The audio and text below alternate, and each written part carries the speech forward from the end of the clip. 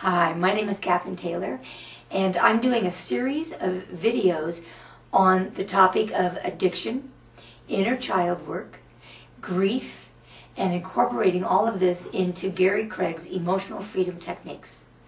I am a licensed practitioner. I am the author of the Inner Child Workbook, and I'm a practitioner of Gary Craig's EFT. So in this video, I'm going to be talking about the fourth stage of grief. I've already addressed the panic, which is first stage, the bargaining, which is second stage, the anger, which is third stage. Now I'm going to be talking about that fourth stage, which is really stepping into the void of the emptiness. Grief is always associated with loss. When we experience loss, we go into our panic, and we try to manage that panic very often by eating or consuming something or our addictive behaviors. When we get to the despair, we're really trying to drown out and fill that void, often with food, destructive or compulsive behaviors, or chemicals that just numb us out. So I'm going to do an EFT sequence that encourages you to embrace the emptiness, because once you have the courage to stand in the void and to just neutralize and take the edge off of that and surrender to it, you will move into the fifth stage, which is the resolution, and that will be included kind of in the final sequence as well.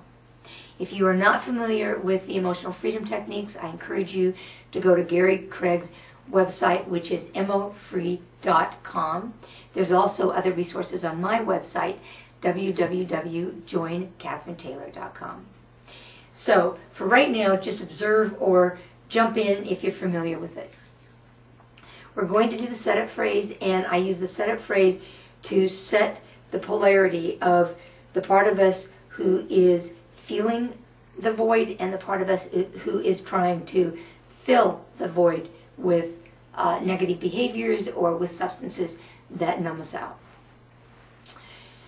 Even though I'm feeling a lot of sadness right now in response to this loss, and every part of me wants to act out and numb myself to this pain, I care enough about myself to neutralize this sadness, to surrender to the sadness, knowing that by standing in the void, I resolve the loss and will be able to move on. So even though I feel a lot of sadness right now, and I just want to make it go away, I choose instead to allow my heart to expand. I choose to neutralize the sadness so that I can come back into a state of oneness and resolve the loss once and for all.